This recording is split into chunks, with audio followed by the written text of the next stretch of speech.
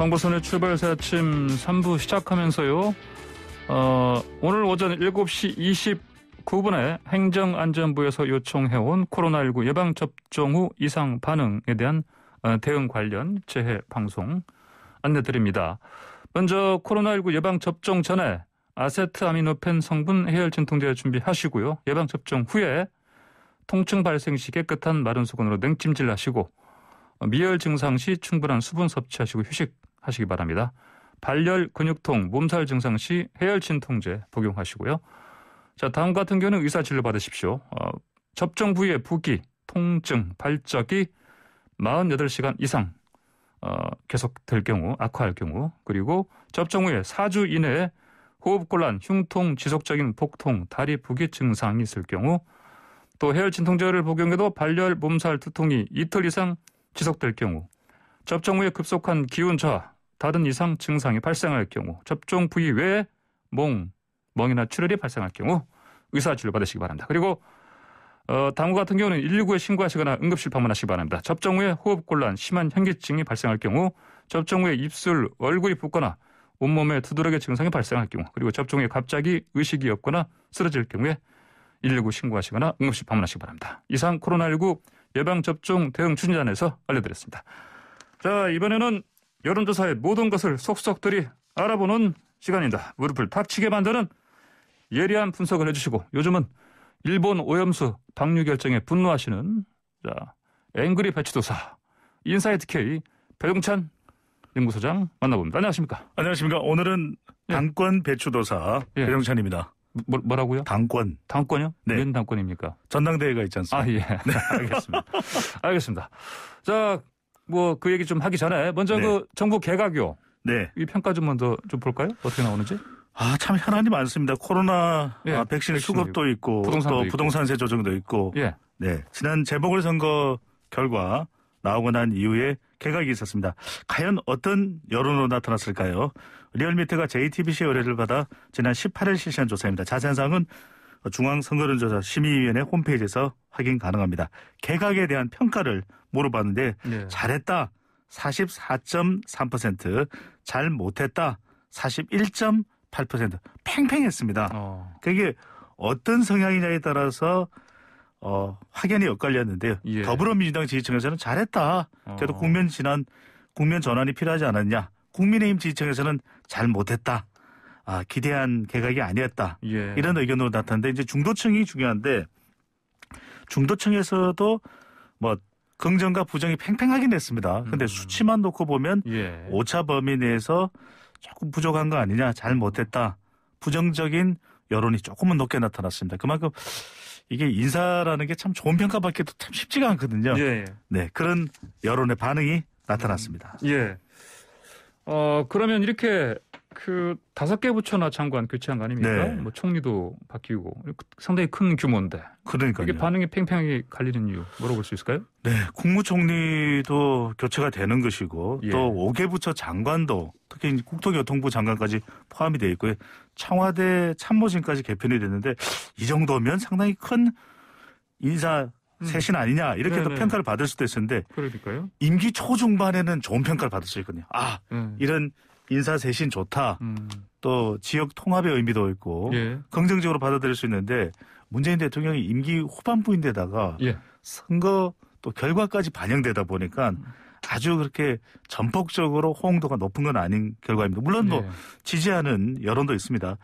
20대, 30대의 반응이 중요한데 2030 세대의 반응은 개각, 잘했다, 잘못했다. 팽팽하게 나타났습니다. 그러니까 완전히 만족하는 것도 아니지만 그렇다고 해서 완전히 부정적인 것도 아니고 중요한 건 이제 누구냐보다 어떤 일이 될 것이냐가 더 중요할 것으로 보이고요.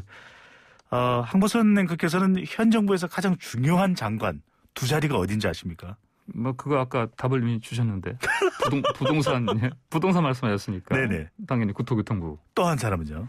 또 한 사람은 글쎄요. 네, 법무부 장관입니다. 네. 그래서 2사람이 여론에 가장 큰 영향을 미치는데 신임 국토교통부 장관이 어떤 좀 부동산 대책을 가져올지 이 부분이 또 여론에 상당한 영향을 미칠 것으로 보이는데 파격적인 혁신 또 개혁 방향이 나올지가 더 중요해 보입니다.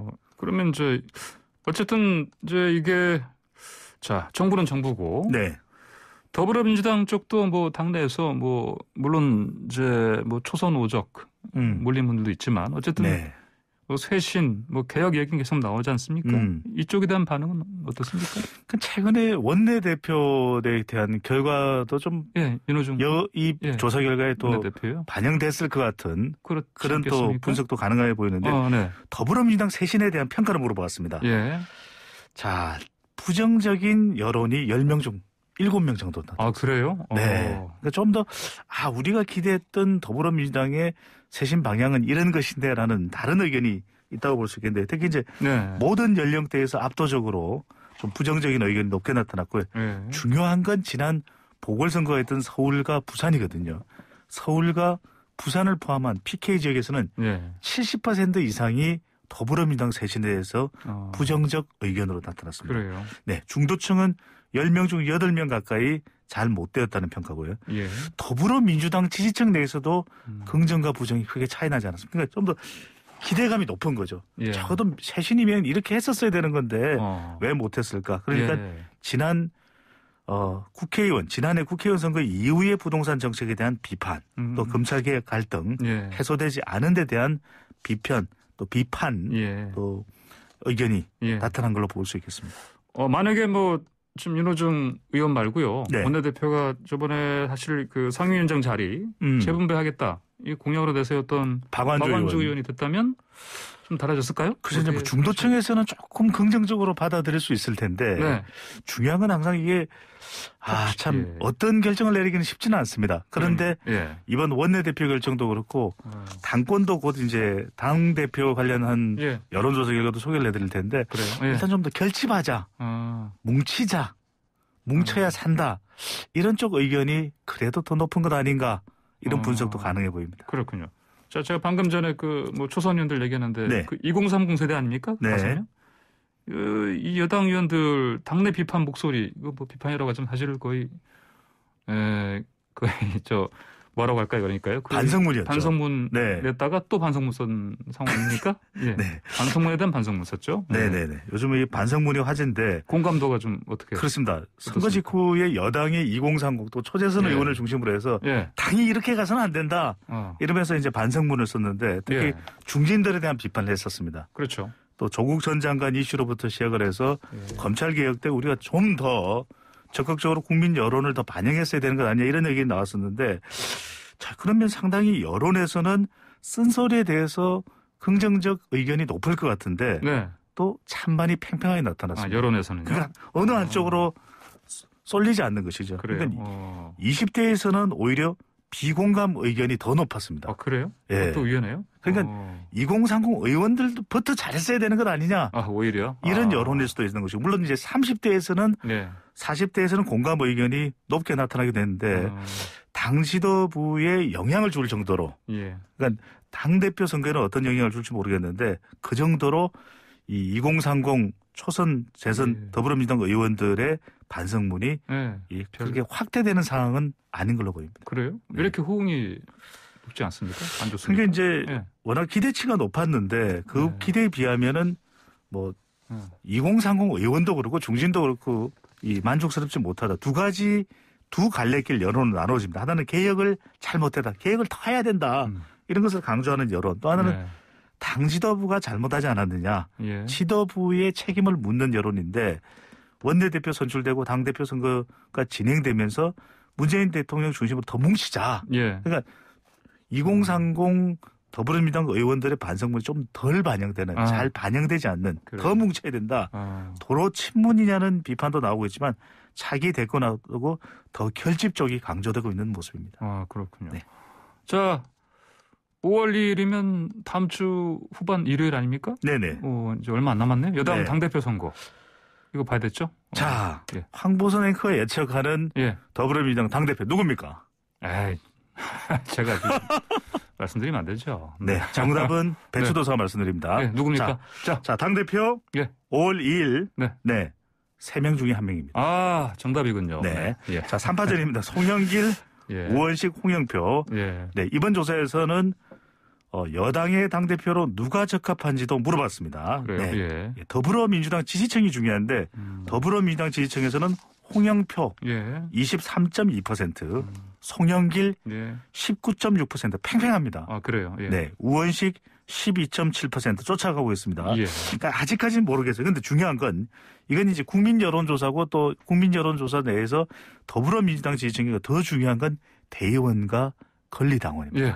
그래서 당심이 어디로 가 있느냐. 예. 그래서 송영길과 홍영표 의원은 인천 대결이다. 예. 또 송영길과 우원식은 학교 선후배 대결이다. 네. 또 송영길과 홍영표는 고향이 또 두 분 다 호남이에요. 네, 그렇죠. 네. 그래서 초선 의원 80여 명의 집단 투표가 어디로 갈지가 상당히 중요해 보입니다. 그렇군요. 네. 알겠습니다. 자, 국민의힘 지금 아직 그 원내대표, 당대표 언제 할지 확실한 결정이 아직 안 나왔죠. 완전 결정은 안 나왔습니다. 지금 이제 국민의당과의 합당도 있는데 그러니까요. 내일 안철수 대표가 입장 발표한다 이런 이야기도 나오고 있거든요. 국민의힘, 국민의당. 그래서 합쳐서는 당의 이름이 뭐가 될지 이것도 상당히 궁금하기도 하고. 네. 그래요? 그럼 뭐 국민의힘 당 하면 되지 않겠습니까? 예. 네. 네. 네. 많이 묻지 마십시오. 예, 말씀하십시오. 예. 네. 그래서 국민의힘 같은 경우에는 지금 원내대표와 이제 당대표가 선출돼야 되는데 당대표는 주호영이냐 아니냐 이렇게 좁혀지고 있습니다. 그래요? 원내대표는 김기현이냐 권성동이냐. 물론 그러면 4명이 나왔는데 왜 2사람만 언급해요? 이렇게 생각하실 수 있는데 김태흠 의원 또 유이동 의원도 있습니다. 네. 그래서 이 원내대표는 BTK 영남인 김기현 의원 쪽이 조금 유리한 것 아니냐. 그래서 이건 어디까지 참고해 주시면 됩니다. 제가 다는 드릴 수는 없고. 근데 당대표는 여론조사 결과가 있습니다. 자, 국민의힘 지지층에서 보면 주호영 당대표 대행이 30%를 살짝 넘었습니다. 다른 의원들은 한 자릿수인데 한 자릿수가 아닌 사람이 있습니다. 누구겠습니까? 이게 흥미롭습니다. 김웅 비례대표 의원입니다. 그래요? 고향이 순천인데 비례지만 순천이 고향인 김웅 초선 의원이 검사 내전인가 외전인가 썼던가요? 그렇죠. 16%입니다. 그러니까 높지는 않지만 주호영에 이어서 2위를 차지한 것이 여론조사에서 김웅. 상당히 참 특이하네요. 네, 이 국민의힘에서는 차기 대권을 가는데 영남 TK 당대표가 괜찮을까? 이게 상당히 중요한 관건이 될 걸로 보입니다. 그렇군요. 자, 이번엔 대선 판세 또 봐야 되겠죠? 대선 후보 판세. 네, 윤석열 전 총장 대세론이 나오고 있습니다. 그만큼 지지율이 높게 나오고 있는데 물론 이제 이건 기다려봐야 되는 겁니다. 윤 전 총장이 대선에 나가겠다고 선언을 한 바도 없고요. 네, 머니투데이와 미래 한국연구소가 P&R 리서치에 의뢰를 해서 18일 실시한 조사이고 자세한 사항은 중앙선거여론조사 심의위원회 홈페이지에서 확인 가능합니다. 대선 후보 적합도 물어봤습니다. 윤석열 전 총장 34%, 이재명 지사 27.6%. 이 지사가 이런 이야기를 했습니다. 윤 전 총장 만만치 않네요. 양강구도 될 것 같아요. 이런 이야기를 내놨습니다. 이낙연 전 대표는 11.9%. 아니야, 내가 이제는 유력 후보가 될 거야. 정세균 전 총리는 3.8%로 나타나는데 흥미로운 조사 결과 하나 소개를 해드릴 것 같아요. 윤석열 전 총장을 놓고서 여당 유력 후보와 가상 대결을 붙였습니다. 그래요? 네, 이재명 지사 또 이낙연 전 대표 한 명 더. 유시민 노무현 재단 이사장까지요. 그런데 갑자기 유시민 이사장까지. 하여튼 그런데 윤석열 전 총장이 여당 후보 모두 다 이기는 결과로 나타났습니다. 그래요? 네, 50% 이상 1대1 대결 구도에서 50% 이상 득표하는 걸로 지지를 받는 것으로 나타났고요. 그래요. 이재명 지사 또 이낙연 전 대표, 유시민 노무현 재단 이사장은 한 40% 내외. 유시민 노무현 재단 이사장은 30%대 이렇게 나타나면서 윤 전 총장이 모두를 이긴다. 과연 이거 어떻게 될까? 앞으로 이제 여당 후보들은 문재인 대통령의 지지율, 또 윤석열 전 총장은 국민의힘 지지율이 상당히 중요한 변수가 될 것으로 보입니다. 그렇군요. 네. 알겠습니다. 자, 오늘 여론 택배는 여기까지 받아보겠습니다. 네. 말씀 잘 들었습니다. 감사합니다. 네, 고맙습니다. 지금까지 인사이트K의 배종찬 연구소장이었습니다. 자, 이번에는 경제 이야기로 넘어가 보겠습니다. 정부가 올해 3개 신도시에 32,200가구를 공급한다. 이런 방침 발표했습니다. 내년까지는 모두 62,000 가구가 시장에 나올 것으로 보입니다. 자, 관련해서 한국경제TV 송민아 기자와 함께 자세히 알아보겠습니다. 송 기자 안녕하십니까? 네, 안녕하세요. 예, 나오셨네 보니까 직접 스튜디오에? 네, 맞습니다. 지난주부터 나왔습니다. 예.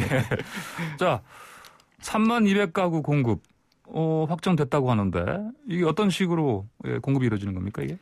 네, 앞서서 이제 짚어주신 대로 이제 정부는 이제 3기 신도시 이 사전 청약 제도를 좀 통해서 올해 이제 32,000가구를 공급할 계획이고요. 내년까지 모두 합치면은 이제 62,000가구가 시장에 나올 것으로 좀 전망이 되고 있습니다. 이 사전 청약 제도를 좀 말씀을 드려야 될 것 같은데 이게 뭐냐 하면 이제 공공택지에서 이제 공급되는 그런 이제 공공 분양주택 물량이 있습니다. 근데 이 물량의 어떤 공급 시기를 기존보다 정해진 기간보다 1, 2년가량 더 앞당겨서 이제 제공하는 그런 제도입니다. 이를 통해서 이제 정부는 이 무주택 실소유자의 어떤 그 내 집 마련 기회를 조금 더 앞당길 수 있겠다라는 기대가 있는 거고요.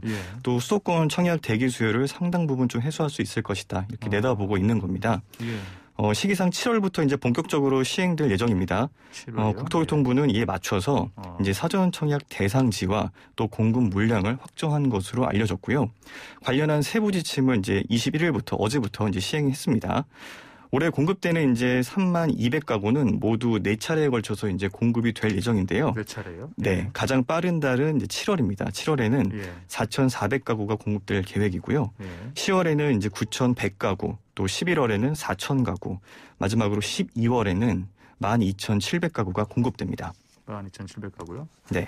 12월에가 좀 많이 몰려있나요? 보니까? 그렇습니다. 네. 이거 왜 그랬습니까? 구체적인 이유는 저도 좀 파악이 안 되는 상황인데 어쨌든 이제 기간이 좀 뒤로 갈수록 보다 더 안정적으로 공급할 수 있지 않을까라는 그런 분석이 나오고 있고요. 그렇군요. 네. 좀 구체적으로 좀 지역을 좀 한번 짚어보자면 이제 우선 7월에 공급되는 이제 3기 신도시 지역에는 인천 계양지구입니다. 그쪽에는 이제 1,100가구 이제 공급을 시작으로 위례 신도시에 이제 400가구, 또 성남 복정지구에는 1,000가구가 이제 공급될 예정이고요. 인천 계양, 위례, 성남 복정요? 네, 그렇습니다. 두 번째로 공급되는 이제 10월에는 남양주 왕숙 2지구에 이제 1,400가구, 그리고 성남, 신촌, 낙생, 복정 2지구에 1,800가구, 그리고 인천 검단과 또 파주 운정 신도시에는 2,400가구가 공급될 예정입니다. 11월과 12월은 아직 좀 기간이 남아있기 때문에 좀 지역만 좀 빠르게 짚고 넘어가 보면 11월에는 이제 하남 교산, 그리고 과천 주암, 또 시흥 하중 등에 이제 4,000가구가 공급되고요. 12월에는 남양주 왕숙, 그리고 부천 대장, 또 고양 창릉과 같은 3기 신도시에 12,700가구가 이제 공급될 예정입니다. 그러니까 이때 사전 청약 제도를 통해서 입주할 수 있는 사람을 그때 선택하는 거죠, 그러니까. 네, 그렇습니다. 네. 자, 그러면은 이번 정부 방침 보니까요, 그 신혼부부들이 살 집을 그런 마련해 주는데 방점을 찍었다 이런 얘기가 들리던데 맞습니까? 네, 그렇습니다. 이 신혼부부들이 어떤 그 주거 문제로 조금 결혼을 좀 망설이거나 아니면 좀 출산을 좀 늦추는 그런 일들이 어떻게 보면 지금의 현실이지 않겠습니까?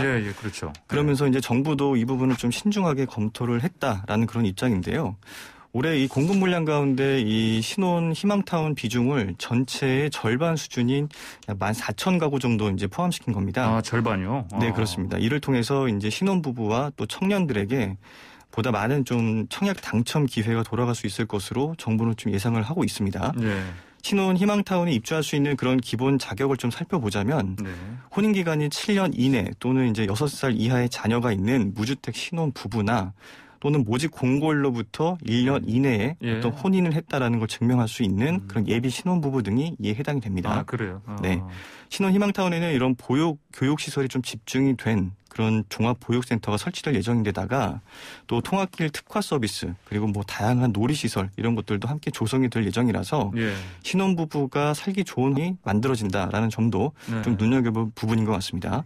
특히 이 신혼부부들은 대부분이 이제 좀 주택을 마련할 수 있는 그런 목돈이 좀 부족한 그런 상황이잖아요. 네, 그렇죠. 그러면서 이제 정부는 목돈 마련이 어려운 그런 신혼부부들에게 이 전용 금융 상품을 좀 지원을 해서 네.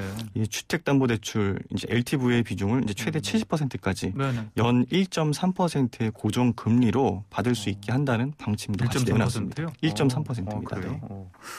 알겠습니다. 자, 부동산 얘기 나왔으니까 홍남기 부총리가요.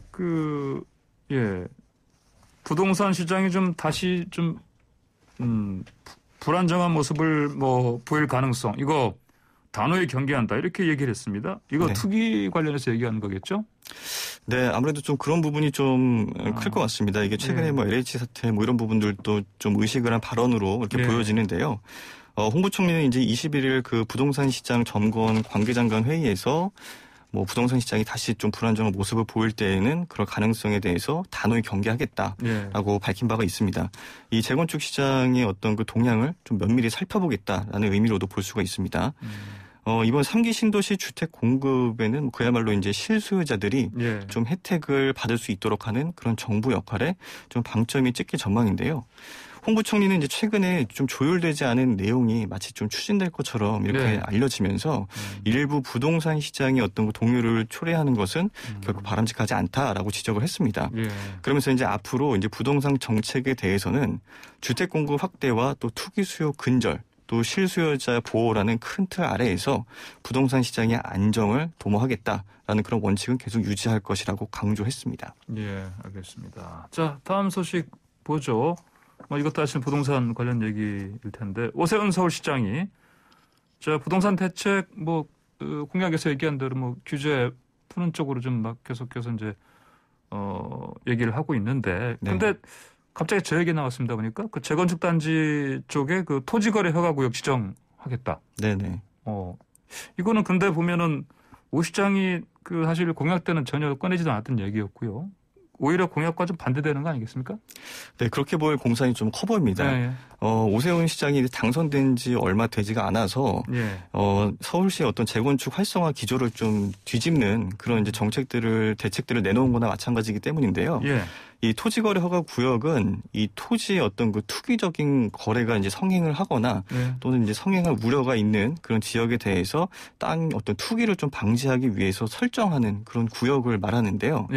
이 토지거래 허가구역으로 지정이 일단 되면 일정 규모 이상의 어떤 주택 그리고 상가 토지의 그 거래를 할 때 해당 구청장의 그 허가를 반드시 받아야만 합니다. 구청장 허가. 네, 만약에 이제 허가가 없이 이제 토지 거래 계약을 체결한 경우에는 2년 이하의 징역이나 또는 토지 가격의 최대 30% 상당의 그 벌금형에 처해질 수가 있습니다. 또 주거용 토지는 2년간 이제 실거주용으로만 이용이 가능하고요. 매매나 임대 이런 모든 것들이 좀 금지가 됩니다. 서울시는 이제 21일 주요 대규모 재건축 재개발 사업 지역 4곳을 토지거래 허가 구역으로 지정한다고 밝혔습니다. 대상 구역은 이제 압구정 아파트 지구 24개 단지와 또 여의도 아파트 지구, 그리고 인근 16개 단지, 또 목동 택지개발 사업 지구 14개 단지, 또 성수 전략 정비 구역입니다. 구역 지정은 27일 발효가 되고요. 지정 기간은 이제 1년입니다. 사실 근데 이런 이제 조치를 하는 이유가 이제 오세훈 시장이 공약에서 얘기한 대로 이제 규제 풀고 재건축 빨리 하겠다 하니까 그 해당 지역의 어떤 부동산 시장 시세가 좀 들썩이니까 급등하는 그런 거 아니겠습니까? 네. 그러면 이제 이런 규제 대책인데 이게 그렇지 않습니까? 그러면 아무래도 시장에서는 좀 반응들이 좀 걸리지 않겠습니까? 그렇더라도. 네, 그렇습니다. 일단 서울시는 그 부동산 시장이 투기판으로 좀 변질되는 것을 막기 위해서 좀 선제적인 조치였다라는 그런 입장을 좀 설명을 했고요. 서울시에서는 이제 최근에 이런 일부 그 재건축 단지와 또 한강변 재개발 구역 일대에서 말씀하신 대로 그런 비정상적인 거래가 좀 포착이 됐고 그리고 매물 소진과 또 호가 급등 이런 이상 현상들이 계속 벌어지고 있다라고 말을 하면서 이런 투기 수요가 유입될 우려가 높다고 판단해서 좀 선제 조치를 취했다라고 이제 밝혔습니다. 근데 일각에서는 또 이제 최근에 이제 오 시장이 당선이 되고 나서 이 서울 집값이 다시 또 우상향의 조짐을 좀 보이면서 이에 대한 좀 오 시장에 대한 어떤 그 책임론이 나올 것을 우려한 그런 포석이다라는 분석도 나오고 있습니다. 반면에 이제 부동산 시장 전문가들은 이 집값을 최대한 자극하지 않으면서 이 재건축 활성화 기조만 유지하겠다라는 의도로 풀이를 하고 있었는데요. 결국에 이제 오 시장이 재건축은 활성화를 하면서 이 집값도 안정화해보겠다는 어떤 뭐 두 마리 토끼를 좀 잡아보겠다라는 전략이 좀 녹아 있는 것으로 분석이 되고 있습니다. 그렇군요. 알겠습니다. 자, 다른 소식 하나 볼까요? 이것도 부동산 얘기인데 중국인들이 우리나라 땅을 그렇게 많이 사들이고 있다면서요? 네, 그렇습니다. 이제 외국인이 소유한 그 국내 토지 면적이 2016년부터 지난해까지 4년 동안 70%가 급증한 것으로 나타났습니다. 그렇게 많이 늘었어요? 네, 그렇습니다. 특히 이제 서울과 수도권 그리고 제주도에 토지를 보유하고 있는 중국인의 비중이 4년 전에 비해서 크게 는 것으로 이제 파악이 되고 있는데요. 20일 국회 국토교통위원회 소속 김상훈 국민의힘 의원 자료에 따르면 이제 순수 외국인이 소유한 토지 면적은 2016년에는 1,199만 8천 제곱미터였습니다. 그런데 지난해 상반기에는 2,041만 2천 제곱미터로 4년 사이에 약 70%가량이 늘어났습니다. 국적별로 좀 살펴보면 중국인이 보유한 필지가 같은 기간에 2만 4천여 건에서 5만 4천여 건으로 3만여 건이 늘면서 가장 증가율이 높았습니다. 또 공시지가도 이제 중국인이 소유한 토지의 상승세가 가장 높았는데요. 이 중국인 소유의 그 전체 토지 공시지가는 2016년에는 2조 800억 원이었습니다. 그런데 지난해 상반기에는 2조 7천억 원으로 30%가 상승을 했습니다. 이 기간 동안 또 미국인이 소유한 좀 토지를 한번 살펴보면 4%가량 좀 오르는데 그쳤고요.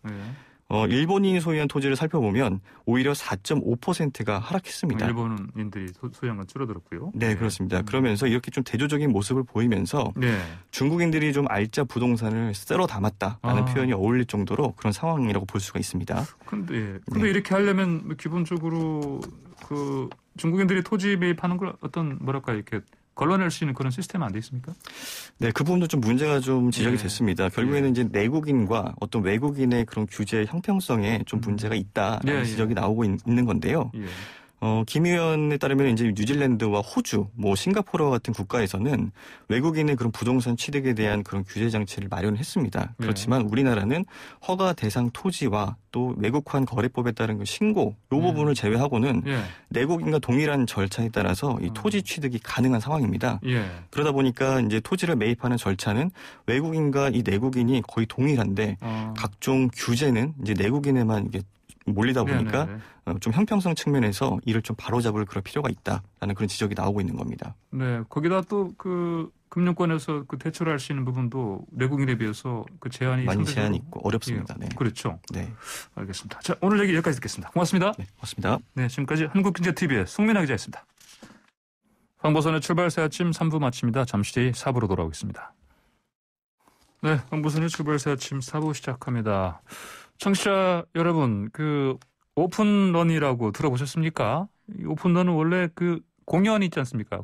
공연이 이제 그 특정한 날짜까지 그 하는 게 아니라 계속해서 가는 걸 오픈런이라는데 요즘 오픈런이란 말이 이게 국내에서 백화점 빨리 들어가려고 기다렸다가 확 뛰어 들어가는 거 이걸 오픈런이라고 좀 하고 있죠. 자, 근데 요즘 한 유명 브랜드가 가방 가격 올릴 거다 이런 소문이 나면서 매일 새벽에 백화점 앞에 수백 명이 장사진 치고 있다고 합니다. 오픈런 하려는 사람들이죠. 이거 무슨 일인지 한번 자세히 보겠습니다. 윤현숙 기자와 함께 알아보겠습니다. 윤 기자 안녕하십니까? 네, 안녕하세요. 이게 그러니까 그 샤넬 얘기 아니에요 혹시? 네, 맞습니다. 그렇군요. 그 백화점 매장에 들어가려고 밤을 새서 줄을 세운다. 이게 보면 서양 쪽에서 보면은 이제 그 뭐 블랙 프라이데이라든지 뭐 박싱데이라든지 이런 거 있지 않습니까? 이때 그렇죠. 벌어진 진풍경 아니겠습니까? 네, 근데 그런 진풍경이 우리나라에서 요즘 자주 벌어지고 있다는 이야기인데요. 그래요? 예, 원래 온라인 커뮤니티에서 4월 중순에 샤넬이 가격을 올릴 거다 이런 소문이 돌았거든요. 그래요? 그랬더니 샤넬이 입점된 백화점 주변에 긴 줄이 매일같이 들어서고 있다는 소식입니다. 뭐 주말은 물론이고 평일도 가리지 않고요. 예. 대기줄이 길게 늘어서 있는데 아주 새벽부터 줄을 서느라 두꺼운 옷을 가져온 사람도 있고 뭐 의자나 심지어 뭐 침낭까지 챙겨서 거기서 거의 밤을 새다시피 한 사람들도 많다고 하네요. 근데 꼭 저거 같네. BTS 공연 보려고 저기 밤새는 사람들 같네. 네, 근데 BTS가 아니고 여기서는 갖고 싶고 보고 싶은 게 샤넬 백인 거죠. 그래요. 예. 네. 근데 이게 보통 백화점이 오전 11시, 10시 이 정도에 문을 여는데 백화점 개장 시간까지 몇 시간을 또 심지어 아무리 봄이라고 해도 그 새벽 시간대는 꽤 춥거든요. 아니, 그럼요. 지금 요한 사나흘만 좀 새벽에 좀 그래도 기온이 올라갔지 그 전에 되게 추웠습니다. 제가 새벽에 나오니까 하는데. 네, 그렇죠. 그리고 추위 속에서 굉장히 떨면서 몇 시간을 기다리고 있는데요. 그래요. 근데 문제는 이렇게 고생해서 기다렸는데 그 바로 들어가는 것도 아니고 거의 대기표를 받는 줄이고요. 그럼 대기표를 받아서 왜냐하면 보통 명품 매장 같은 경우는 여러 명을 동시에 들어가지 않고 그 인원수를 제한하기 때문에 그런 대기표를 받는 줄을 그렇게 세고 서는 건데요. 근데 그렇게 줄을 서도 원하는 제품 구하기도 하늘의 별따기라고 하거든요. 이게 왜냐하면 샤넬의 대표적인 백 클래식 라인이라고 있어요. 이게 어떻게 생각하시면 되냐면 모르겠습니다만 하여튼 가죽백인데 마름모 형태 퀼팅이 돋보이는 보통 샤넬하면 생각나는 대표적인 이미지인데 보통 까만색에 그 안에 이렇게 마름모꼴. 이게 굉장히 가격이 거의 해마다 인상이 돼서 지금 큰 사이즈는 한 1,000만 원 정도 하거든요. 아, 그래요? 그런데 이런 인기 라인 같은 경우에는 줄 서서 대기표 받아서 입장을 하고 몇 시간 만에 들어가도 이미 품절되는 바람에 사기가 어려운 거죠. 그렇게 하루 종일 기다렸는데 헛걸음치고 돌아가는 경우도 생기는 거예요. 그래서 꼭 이거 사야겠다, 필요하다 이런 사람들은 하루만 밤새는 게 아니라 여러 매장을 돌아다니면서 며칠간에 걸쳐서 이런 오픈런 줄을 서는 사람도 있다고 하네요. 그래요? 원래 이제 4월 한 중순쯤에 가격이 인상된다. 그래서 뭐 패션 커뮤니티나 아니면 명품에 관심 있는 사람들 중심의 커뮤니티에서 이런 그 소문이 막 돌면서 이런 열기가 오픈런 열기가 부쩍 뜨거워졌는데 인상이 실제로 아직은 이어지지 않았지만 그래도 이런 분위기가 계속 되고 있습니다. 이런 상황은 음모론도 나오겠습니다. 음모론. 어떤 음모론일까요? 아니 그러니까 뭐 4월 15일에 가격이 인상된다. 소문 퍼뜨려 놓고 일부러 그런 거 아니냐. 많이 팔려고? 그러지 않겠어요? 근데 이런 그 가격을 올리는 황당합니까? 전략 같은 경우는 사실 몇 년째 명품 브랜드들이 지속적으로 하고 있는 어떤 그래요? 전략이거든요. 그러면 이렇게까지 줄 서서 그렇게 뭐 해도 이렇게 사지 못하는 상황이면 많이 팔릴 것 같은데 샤넬 같은 이런 명품 브랜드 보니까 뭐 다른 뭐 샤넬도 있고 에르메스도 지금 루이비통도 있고 이런 것들 지금 코로나 상황인데 오히려 초강기를 누리고 있다 이렇게 봐도 됩니까 그러면? 아주 약하게 전년도보다는 그 매출 규모가 공개된 줄었어요? 거에 따르면은 조금 줄었어요. 0.1% 정도. 근데 사실상 거의 명품 구매의 많은 부분을 차지하는 곳이 면세점인데 거의 작년에 해외여행 그 하늘길 다 막혔기 때문에 면세점이 사실상 개점 휴업 상태였던 걸 고려하면은 백화점이라든가 이런 오프라인 형태의 매출은 굉장히 늘었다고도 상대적으로 해석할 수 있는 거죠. 그래요. 왜냐하면 아무래도 특히 올해 들어서 또 더더욱 이런 봄에 오픈런 현상이 또 이렇게 언론에 오르내릴 정도로 발생하는 거는 보복 소비 키워드가 좀 짚어봐야 될 것 같고요. 보복 소비요? 네네.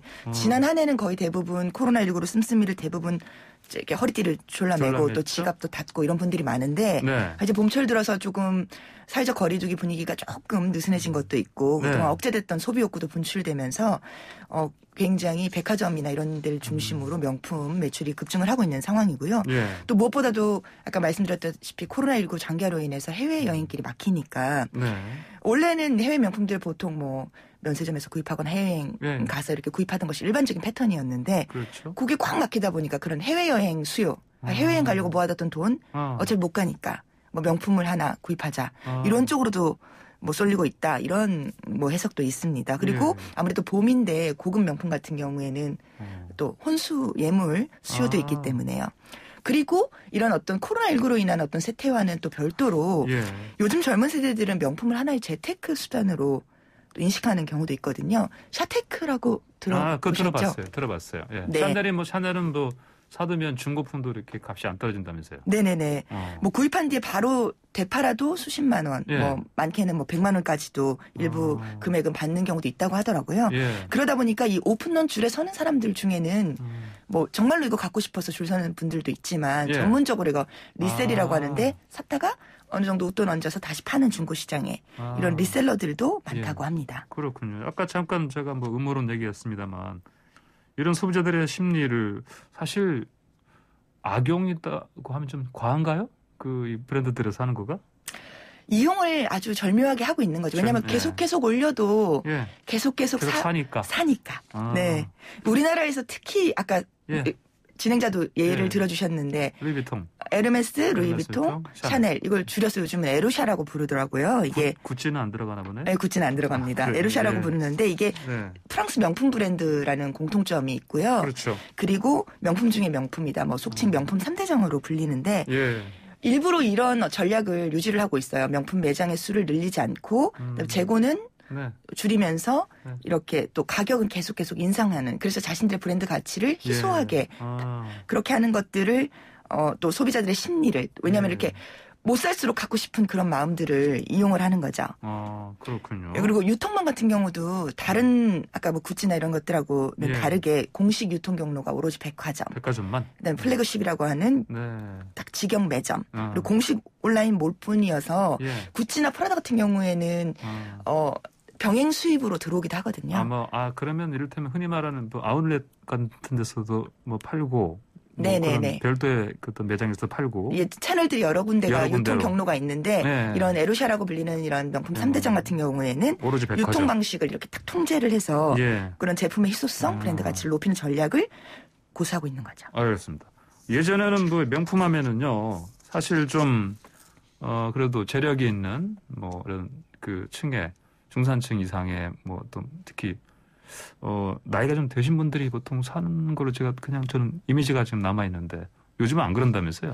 요즘은 뭐 이른바 젊은 세대, MZ 세대라고 불리죠. 1980년대 초반에서 2000년대에 출생한 분들, 20, 30대인데 이런 분들이 굉장히 명품 구매의 중심축으로 부상을 해 있고 일상적으로 명품 소비가 옛날 같으면은 말씀하신 대로 맘먹고 하나, 뭐 혼수로 하나 이랬는데 지금은 굉장히 자기에 대한 뭐 보상으로 뭐 선물한다던가 친구끼리들도 어떤 희소한 어떤 품목 같은 경우에 뭐 이런 사서 뭐 구매를 자랑한다던가 이런 심리들이 굉장히 넓게 퍼져 있는 상황이고요. 재테크도 하고. 네네 이게 사치가 아니고 조금 의미 있는 소비로 보는 거죠. 왜냐하면은 유행 덜 타는 아주 고가지만 유행 덜 타는 명품을 사면 이게 오히려 가치가 있다. 왜냐하면 또 아까 말씀드린 것처럼 뭐 이렇게 웃돈 얹어서 팔기도 하고 또 오래 들 수 있기 때문에 뭐 합리적인 소비로 생각하는 사람들이 있죠. 그렇군요. 요즘 보면 코로나 때문에 이것만이 아니라 이렇게 그 명품화 쪽으로 많이 가는 것 같아 보니까 특히 젊은층 분들이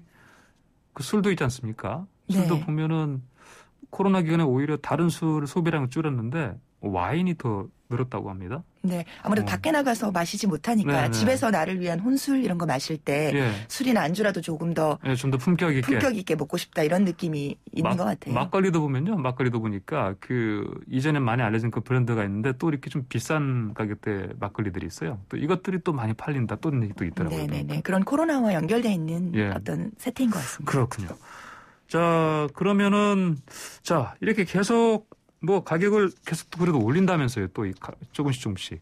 근데 그리고 이제 희소성 이거 가지고 이제 이런 전략을 계속 팔고 있고 그러면은 다 해외 업체들 아닙니까 이게? 근데 우리 한국에서 유독 그럼 세계적으로 제일 큰 이익 남기는 거 아니에요 혹시? 지금 전체 명품 시장 규모로 보면은 독일을 밀어내고 한 7위 정도로 부상을 했다고 하고요. 7위요? 왜냐하면 작년 같은 경우에 전 세계 명품 시장 규모가 19% 정도 줄었는데 한국은 거의 전년하고 동일하게 유지가 되고 있기 때문에 그래요. 그 아까 말씀드린 에루샤라고 그 에르메스, 루이비통, 샤넬 같은 세계 명품 브랜드는 작년에 국내에서 거둬들인 매출이 2조 4천억 정도로 집계가 됐습니다. 루이비통이 실적이 제일 좋은데 루이비통은 거의 뭐 1조 원 돌파를 했고요. 샤넬 같은 경우도 뭐 매출은 조금 줄긴 했는데 영업이익이 30% 넘게 증가를 했습니다. 그래요? 자, 정말 놀라운 현상이네요. 그러니까 이거 좀 더 자세히 좀 더 알아볼 게 많은데 알겠습니다. 오늘 시간 때문에 여기까지 얘기 듣겠습니다. 지금까지 YTN 윤은숙 기자였습니다. 고맙습니다. 네, 감사합니다. 자, 이번에는 매일 아침 스포츠의 매력을 짧고 굵게 전해주는 코너 스포츠가 얼마나 좋은지 YTN 스포츠부 조은지 기자 나왔습니다. 자, 굿모닝 아니고 썬모닝이죠? 얼마 만에 썬모닝인지 모르겠습니다. 네. 토트넘 손흥민 선수가 간밤 사우샘프턴전에서 자신의 새 역사를 썼습니다. 예. 프리미어리그 개인 통산 최다인 15골이자 시즌 20호 골인데요. 1대1로 팽팽하던 후반 45분 페널티킥 키커로 나서서 깔끔하게 성공을 했습니다. 네. 소니가 사실 세트피스는 늘 키커잖아요. 그렇죠? 근데 페널티킥은 좀 울렁증이 본인이 있거든요. 아, 그래가지고 의외인데? 네, 케인이 차는 경우가 많았고 웬만하면 양보를 하는데 오늘은 이제 케인이 지난 경기 때 부상으로 벤치에 앉아 있었고 또 그 직전에 사실 오늘 손흥민 선수가 골을 넣었는데 그게 동료인 루카스 모우라가 오프사이드 위치에 있어가지고 취소된 일이 있었어요. 그래요. 그래서 그런지 어찌됐건 간에 소니가 모처럼 페널티킥 키커로 나서가지고 깔끔하게 성공을 했습니다. 예. 그 보니까 저도 이제 울렁증인 거 잘 모르시잖아요. 근데 국가대표에서도 별로 페널티킥을 안 차거든요. 본인이 안 차려고 하고요. 제가 그래서 그러니까 마땅히 딱 정확하게 기억이 나는 게 없어서 아침에 좀 찾아보다가 올라왔는데 작년 2월에 FA컵에서 유럽 무대 첫 페널티킥 성공했다 뭐 이런 기사도 있었고요. 심지어. 네, 일단 올 시즌에는 찬 게 없어요. 네, 그래서 보면은 유독 스트라이커 중에 그 울렁증인지는 모르겠습니다만 막상 그 이제 또 돌아가면서 이제 그 페널티 찰 때요. 승부차기 가지고 그러지 않습니까? 네. 거기서 실수하는 경우가 굉장히 많아요. 그러니까요. 박지성 선수도 싫어하고 차범근 뭐 전 감독도 많이 싫어한다고 하더라고요. 어찌됐건 토트넘은 승점 3점을 추가하면서 6위가 됐고요. 한 경기 덜 치른 4위 첼시와 격차가 승점 2로 줄었습니다. 네. 자, 토트넘 이제 모리뉴 감독 경질을 되고 첫 경기 아닙니까? 네. 저 분위기 좀 반전되겠네요? 네, 새 감독, 뭐 이제 감독 대행이죠. 임시사령탑이긴 한데 라이언 메이슨 감독 대행이 뭐 뒤숭숭한 분위기 일단 승리로 잘 잡았고요. 일단은 임시사령탑인데 이분이 손흥민 선수보다 딱 한 살 형입니다. 1991년생이에요. 그래서 프리미어리그 역사상 최연소 감독입니다.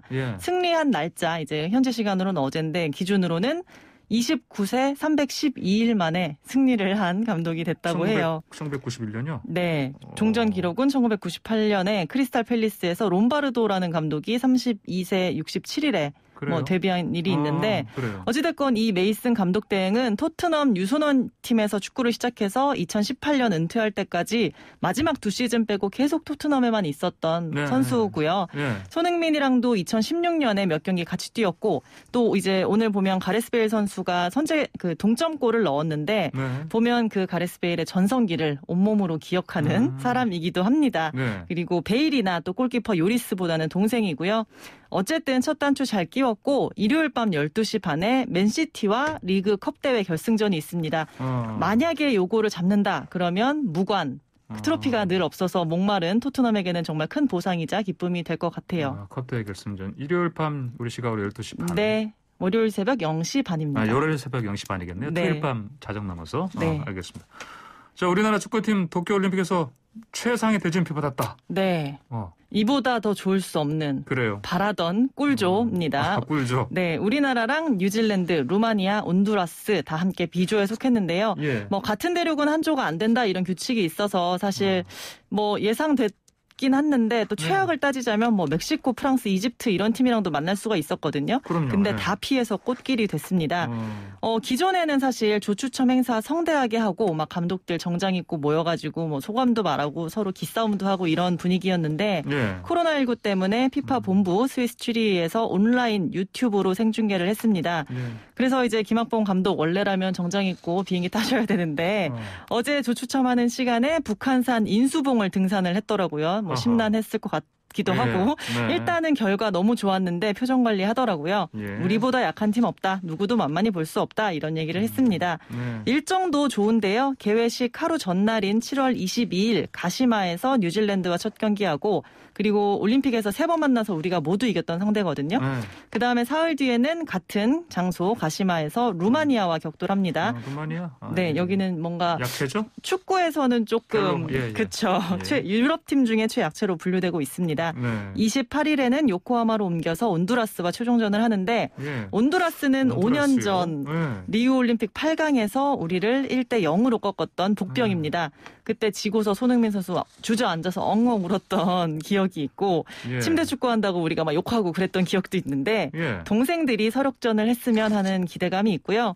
8강에서 1위로 오른다면 요코하마에서 계속 경기를 하고요. 조별리그 가운데 센다이, 미야기 이쪽은 방사능 불안감도 좀 있는데 그쪽을 피한 것도 참 좋은 일입니다. 네, 알겠습니다. 자, 오늘 축구 얘기까지 듣겠습니다. 네. 감사합니다. 네, 고맙습니다. 지금까지 YTN 스포츠부 조은지 기자였습니다. 황보선의 추발사 아침 목요일 순서 마칩니다. 고맙습니다.